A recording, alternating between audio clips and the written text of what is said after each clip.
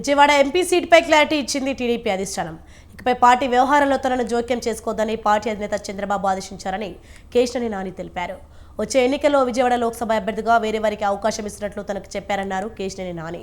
చంద్రబాబు ఆదేశాలతో ఆలపాటి రాజా, కొనకల నారాయణ, నెట్టెం రఘురాం తనను కలిసి ఈ విషయం తెలిపారని అన్నారు. తిరువురు సభ విషయంలో తనను కలుగ చేసుకోవద్దని చెప్పారన్నారు. తిరువురు సభకు వేరే వారిని ఇన్ఛార్జ్గా నియమించినట్లు పార్టీ చెప్పిందని అన్నారు ఆయన. అధినేత ఆజ్ఞలను తూచా తప్పకుండా శిరసా వహిస్తానంటూ ఫేస్బుక్లో ఈ మేరకు కేశినేని నాని పోస్ట్ చేశారు.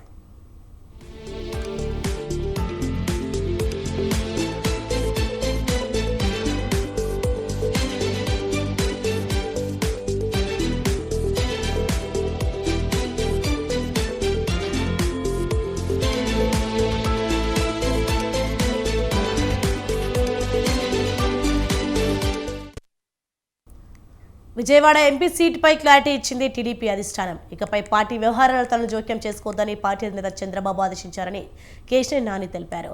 వచ్చే ఎన్నికల్లో విజయవాడ లోక్సభ అభ్యర్థిగా వేరే వారికి అవకాశం ఇస్తున్నట్లు తనకు చెప్పారన్నారు కేశినేని నాని. చంద్రబాబు ఆదేశాలతో ఆలపాటి రాజా, కొనకల సత్యనారాయణ, నెట్టెం రఘురాం తనను కలిసి ఈ విషయం తెలిపారని అన్నారు. తిరువురు సభ విషయంలో తనను కలుగ చేసుకోవద్దని చెప్పారన్నారు.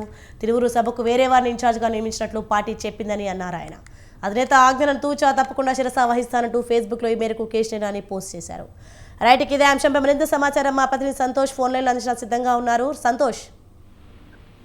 Thank you Soni. ఏదైతే విజయవాడ ఎంపీ కేశినేని నానికి ఎన్నికలకి టీడీపీ అధిష్టానం నుంచి ఒక పిక్ అనేది కూడా పెట్టిందనే చెప్పుకోవచ్చు. ఎందుకంటే తిరువూరులో జరిగినటువంటి వర్గ విభేదాలు తారాస్థాయి చేరడంతో ఇటు అధిష్టానం దృష్టికి అయితే కనుక వెళ్ళడంతో ఇటు పూర్తి స్థాయిగా అయితే కనుక ఇటు చర్యలు తీసుకున్నట్టు కూడా తెలుస్తా ఉంది. ఇప్పటికే కేశినేని నాని, చిన్ని వర్గీయులు అయితే కనుక ఎన్టీఆర్ జిల్లాలో పెద్ద ఎత్తున అయితే కనుక ఉన్న నేపథ్యంలో ఇటు క్యాడర్ అనేది దెబ్బతిన్న పరిస్థితులు ఏర్పడతా ఉన్న నేపథ్యంలోనే ఇటువంటి ఆదేశాలు అనేది కూడా వచ్చాయి అంటున్నారు. అయితే ప్రస్తుతం చూసుకున్నట్లయితే కనుక ఇటు టీడీపీ మాజీ మంత్రులైనటువంటి ఆలపాటి రాజా కావచ్చు, అదేవిధంగా నెట్టెం రఘురాం కావచ్చు, మాజీ ఎంపీ కొనకల నారాయణ, వీరు ముగ్గురు కూడా ఇటు కేశినేని నానికే కలిసి వివరించడం కూడా జరిగింది. ఏదైతే ఇటు పార్టీ వ్యవహారాలు కావచ్చు, అదేవిధంగా తిరువూరులో జరగబోయేటువంటి రా కదిల్ రా ప్రోగ్రామ్, బహిరంగ సభలో సంబంధించినటువంటి వ్యవహారాలన్నీ కూడా వీటిలో జోక్యం చేసుకోకూడదు అంటూ కూడా దీనికి సంబంధించినటువంటి ఆదేశాలన్నీ కూడా అధిష్టానం నుంచి వచ్చాయని చెప్పి ఇటు కేశినేని నానికి తెలియజేయడం కూడా జరిగింది. అయితే అధిష్టాన ఆదేశాలు, చంద్రబాబు నాయుడు ఆదేశాలను తూచా తప్పకుండా అయితే కనుక పాటిస్తానంటూ కూడా చెప్పడం జరిగింది. దీని సందర్భంగానే ఇటు సోషల్ మీడియా వేదికగా అయితే కేశినేని నాని స్పందించడం కూడా జరిగింది. ఏదైతే కేశినేని నాని గత కొద్ది కాలంగా ప్రభుత్వ కార్యక్రమాలు చేపట్టినటువంటి అభివృద్ధి కార్యక్రమాల్లో హాజరు అవ్వడంతో పాటు అమ్మాయి ఎమ్మెల్యేని సైతం కూడా పొగిడిన పరిస్థితులు ఏర్పడ్డాయి. ఈ నేపథ్యంలోనే ఇటు టీడీపీ క్యాడర్ అనేది కూడా తలపట్టుకున్న పరిస్థితులు ఏర్పడ్డాయి. అయితే మొత్తంగా చూసుకున్నట్లయితే కనుక ఇటు కేశినేని నానికి అయితే కనుక చిక్కుపట్టిన పరిస్థితులు ఏర్పడ్డాయి. Soni. Right, thanks for the update Santosh. ఏపీలో పాలనపై ప్రజల్లో చైతన్యం తీసుకొచ్చేందుకు జనసేనతో కలిసి భారీ బహిరంగ సభ నిర్వహించాలని టీడీపీ నిర్ణయించింది. రా కదలిరా పేరుతో ఇవాటి నుంచి 29 వరకు 22 లోక్సభ నియోజకవర్గాల్లో ఈ సభలు నిర్వహించనుంది. రోజుకు 2 చొప్పున నిర్వహించే సభలకు టీడీపీ అధినేత చంద్రబాబు హాజరు కానున్నారు. రా కదలిరా పేరుతో సైకిల్, గ్లాస్ గుర్తులతో లోగో ఇప్పటికే ఆవిష్కరించారు. ఎన్టీఆర్ వర్ధంతి సందర్భంగా 18న మచిలీపట్నం నియోజకవర్గం పరిధిలోని గుడివాడలో భారీ బహిరంగ సభ నిర్వహించనున్నారు. ఉమ్మడి మేనిఫెస్టో విడుదలకు ప్రత్యేకంగా మరో బహిరంగ సభ నిర్వహించాలని నిర్ణయించారు. ఇది సంక్రాంతిలోపే ఉంటుందని టీడీపీ రాష్ట్ర అధ్యక్షుడు అచ్చెన్నాయుడు తెలిపారు.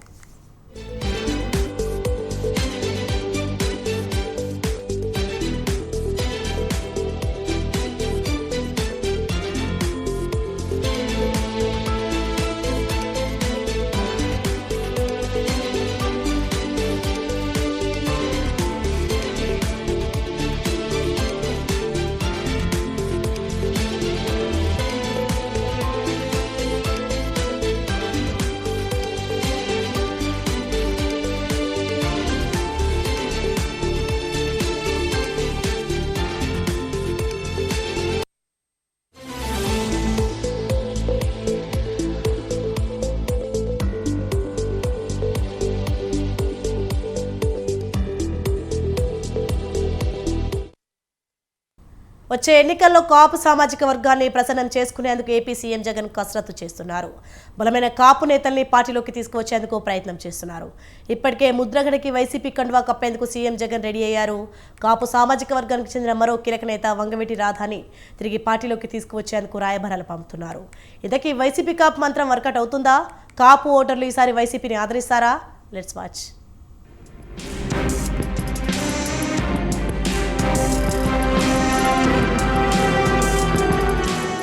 ఏపీ రాజకీయాల్లో కాపు సామాజిక వర్గం మొదటి నుంచి కీలక పాత్ర పోషిస్తుంది. రాష్ట్రంలో దాదాపు 20% ఓటు బ్యాంకు ఉన్న ఆ సామాజిక వర్గం ఎటు మొగ్గు చూపితే ఆ పార్టీ అధికారంలోకి వస్తుందనడంలో ఏమాత్రం అతిశయోక్తి లేదు.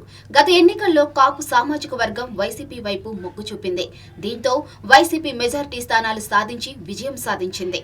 సీఎం జగన్ కూడా వైసీపీ అధికారంలోకి వచ్చాక కాపులకు ప్రభుత్వంలోనూ పార్టీలోనూ ప్రాధాన్యత ఇస్తూ వచ్చారు. అయితే ప్రస్తుతం కాపు సామాజిక వర్గం వైసీపీకి దూరం అవుతున్న సంకేతాలు కనిపిస్తున్నట్లు రాజకీయ విశ్లేషకులు చెబుతున్నారు. జనసేన అధినేత పవన్ కళ్యాణ్ కాపు సామాజిక వర్గానికి చెందిన నేత కావడం, గత ఎన్నికల్లో వివిధ కారణాల వల్ల జనసేనకు కాపులు దూరమవడంతో ఈసారి మెజారిటీ కాపులు పవన్తో కలిసి నడిచేందుకు సిద్ధమవుతున్నారు. వైసీపీ అధికారంలోకి వచ్చాక కాపులను పెద్దగా పట్టించుకోవడం లేదని, కేవలం పదవులు ఇచ్చిన అధికారాలు సీఎం జగన్ తన దగ్గరే పెట్టుకున్నారని విమర్శలు వస్తున్నాయి. వీటన్నిటికి తోడు పవన్ కళ్యాణ్ పై వైసీపీ అధినేత జగన్ మొదలు ఆ పార్టీలోని కాపు నేతల వరకు చేస్తున్న వ్యక్తిగత విమర్శలు వైసీపీకి కాపులను దూరం చేశాయనే వాదన వినిపిస్తుంది.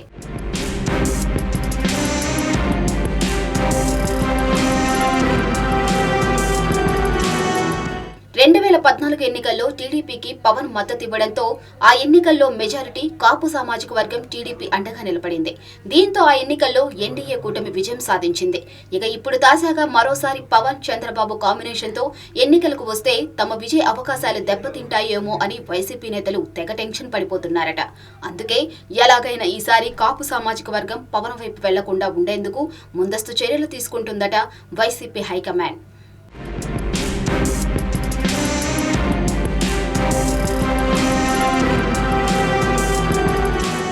వచ్చే ఎన్నికల్లో గట్టెక్కాలంటే కాపుల ఓట్లు కీలకం. టీడీపీతో జనసేన పొత్తు ఉంది కాబట్టి కొంత శాతం కాపు ఓట్లు ఎలాగూ ఆ కూటమికే పడతాయని వైసీపీ అధిష్టానం అంచనా వేస్తుంది. ఈ నేపథ్యంలోనే బలమైన కాపు సామాజిక వర్గ నేతలను వైసీపీలోకి తీసుకువస్తే ఎంతో కొంత కాపు ఓట్లను కొల్లగొట్టొచ్చనేది వైసీపీ వ్యూహంగా చెబుతున్నారు. అందుకే పార్టీలోకి కాపు ఉద్యమ నేత ముద్రగడ పద్మనాభంతో పాటు వంగవీటి రాధా లాంటి నేతలను పార్టీలో చేర్చుకునే పనిలో పడ్డారు. చంద్రబాబు హయాంలో కాపుల కోసం ఉద్యమం చేశారు ముద్రగడ. ఆ సమయంలో ముద్రగడకు వైసీపీ అండగా నిలిచింది. అయితే తాజాగా ముద్రగడను వైసీపీలోకి తీసుకువచ్చేందుకు ఆ పార్టీ నేతలు ఏర్పాట్లు చేస్తున్నారు. ముద్రగడ వైసీపీలో చేరితే ఆయనకు లేదంటే ఆయన తనయుడు గిరికి టికెట్ ఇచ్చేందుకు వైసీపీ సిద్ధంగా ఉన్నట్లు వార్తలు వినిపిస్తున్నాయి. ముద్రగడ కూడా తన సన్నిహితులతో వైసీపీలో చేరే విషయంపై మంతనాలు జరుపుతున్నట్లు తెలుస్తోంది.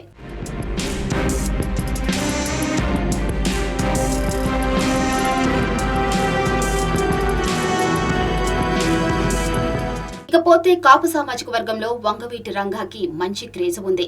వంగవీటి రాధాకి కూడా రాష్ట్ర వ్యాప్తంగా అభిమానులు ఉన్నారు. గతంలో వంగవీటి రాధా వైసీపీలో కీలక నేతగా ఉన్నారు. అయితే గత ఎన్నికల ముందు రాధా వైసీపీకి గుడ్ బై చెప్పారు. విజయవాడ సెంట్రల్ సీట్ విషయంలో జగన్మోహన్ రెడ్డికి వంగవీటి రాధాకి మధ్య విభేదాలు వచ్చాయి. దీంతో రాధా తెలుగుదేశం పార్టీలో చేరారు. త్వరలో ఎన్నికలు వస్తున్న నేపథ్యంలో మళ్లీ వంగవీటి రాధాని టీడీపీ నుంచి వైసీపీలోకి తీసుకువచ్చే ప్రయత్నాలు జరుగుతున్నాయి. రాధా వైసీపీలో చేరితే ఆయనకు టికెట్ ఇచ్చే యోచనలో ఉన్నారట సీఎం జగన్.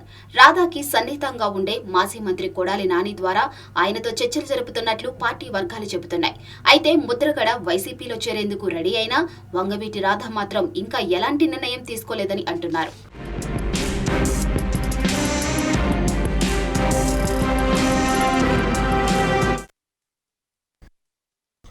లోక్సభ ఎన్నికలపై ఫోకస్ చేసిన బీఆర్ఎస్ పార్టీ వరుసగా పార్లమెంట్ నియోజకవర్గాల వారీగా సమావేశాలు నిర్వహిస్తోంది. ఇప్పటికే ఆదిలాబాద్, కరీంనగర్ పార్లమెంట్ నియోజకవర్గ నేతలతో భేటీ అయిన మాజీ మంత్రి కేటీఆర్ ఇవాళ చేవెళ్ల నియోజకవర్గ నేతలతో భేటీ కానున్నారు. లోక్సభ ఎన్నికల్లో అనుసరించాల్సిన వ్యూహం, పార్టీ బలోపేతంపై చర్చించనున్నారు. నేతల అభిప్రాయం సేకరించి వారికి దిశానిర్దేశం చేయనున్నారు.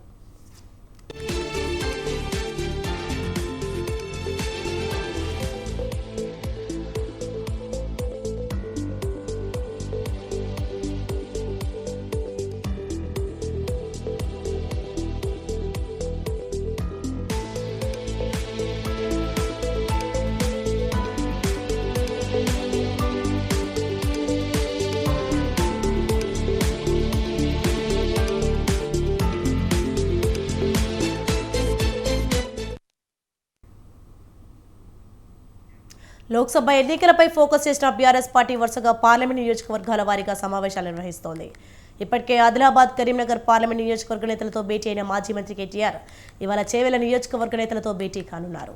లోక్సభ ఎన్నికల్లో అనుసరించాల్సిన వ్యూహం, పార్టీ బలోపేతంపై చర్చించనున్నారు. నేతల అభిప్రాయం సేకరించి వారికి దిశానిర్దేశం చేయనున్నారు.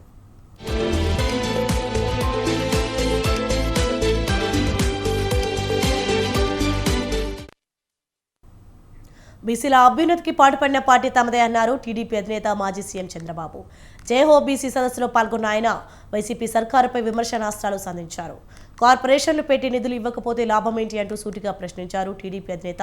మరోవైపు టీడీపీ కామెంట్లకు గట్టి కౌంటర్ ఇచ్చారు జాతీయ బీసీ సంక్షేమ సంఘాల అధ్యక్షుడు వైసీపీ ఎంపీ ఆర్ కృష్ణయ్య.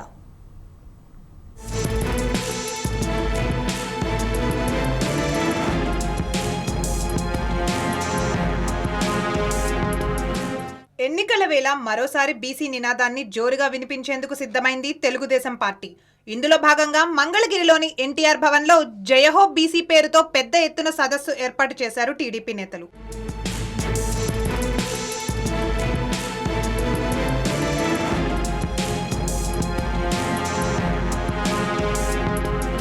ఈ సదస్సులో మాట్లాడిన టీడీపీ అధినేత చంద్రబాబు బీసీల కోసం తాము ఏం చేశామన్నది వివరించారు.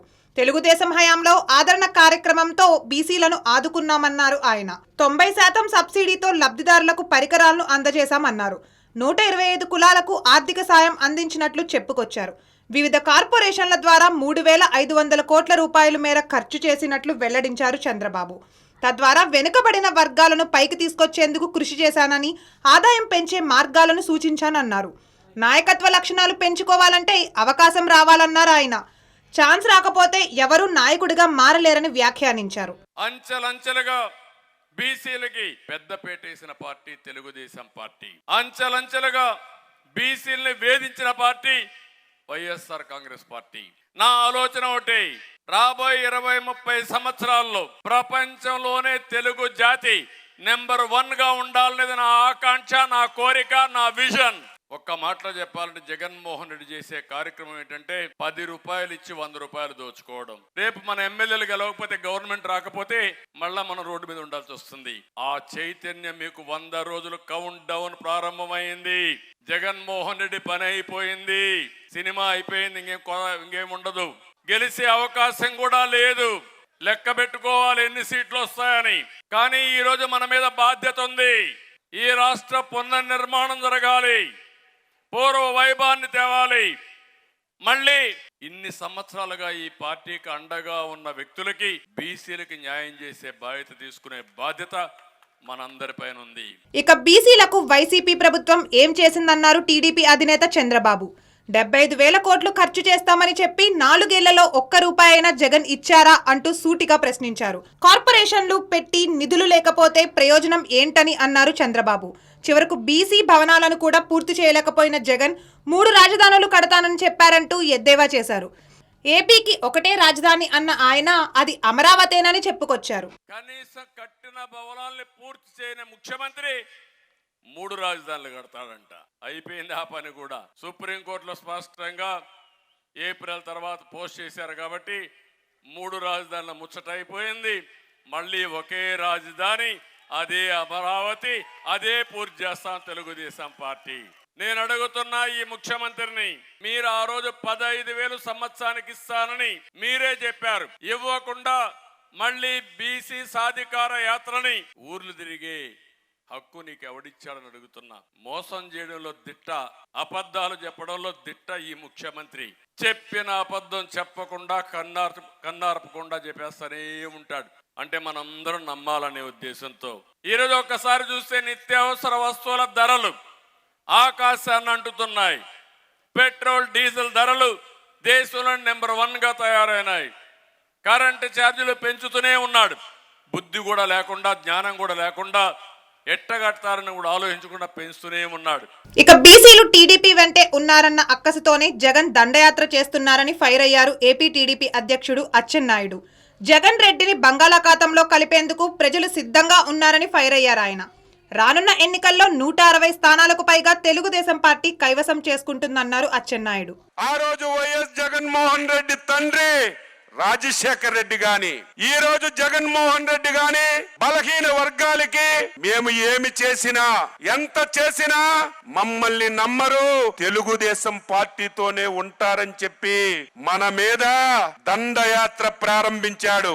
5 సంవత్సరాలుగా ఉక్కు పాదంతో బలహీన వర్గాన్ని అణసివేస్తున్నటువంటి విషయాన్ని ప్రతి ఒక్కరూ గుర్తుపెట్టుకోవాలి.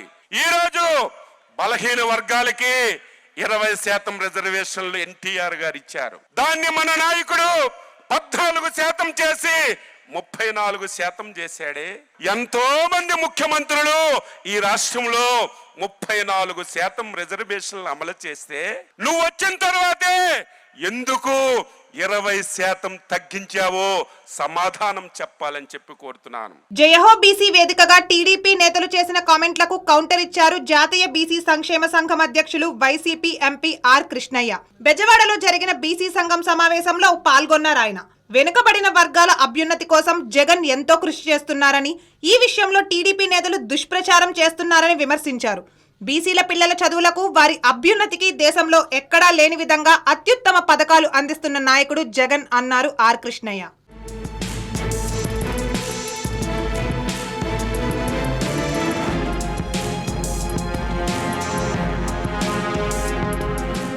మొత్తంగా ఎన్నికల ముందు బీసీల జపం చేయడం టీడీపీకి షరా మామూలే అంటూ సమావేశంలో అభిప్రాయపడ్డారు వైసీపీ నేతలు.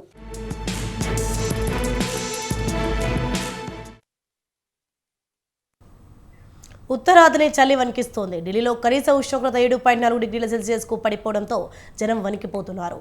ఉత్తరాదిన పొగమంచు కమ్మేసింది. చాలా మంది ఇళ్లకే పరిమితమైతే వాహనాల్లో ప్రయాణించేవారు దట్టమైన పొగమంచు కారణంగా ఇబ్బందులు పడుతున్నారు. కనీసం 10 అడుగుల దూరంలో ఉన్న వాహనాలు కూడా కనిపించడం లేదు. పొగమంచు కారణంగా ఢిల్లీలో పలు విమానాల రాకపోకలకు అంతరాయం కలిగింది. కొన్ని విమానాలు బయలుదేరే వేళలను మార్చారు. చాలా ప్రాంతాల్లో చలిమంటలు వేసుకుని గడుపుతున్నారు.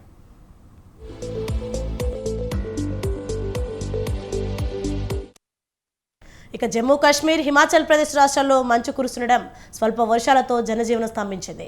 పంజాబ్, హర్యానా, యూపీలోనూ ఉష్ణోగ్రతలు బాగా పడిపోవడంతో జనం కటకటలాడుతున్నారు. బీహార్, రాజస్థాన్, మధ్యప్రదేశ్లోనూ చలిగాలు విపరీతంగా వీస్తున్నాయి. పొగమంచు కుమ్మేస్తోంది. అటు త్రిపుర, ఇటు జమ్మూ కాశ్మీర్లోనూ చలి పొగమంచులతో ఇబ్బందులు తప్పడం లేదు.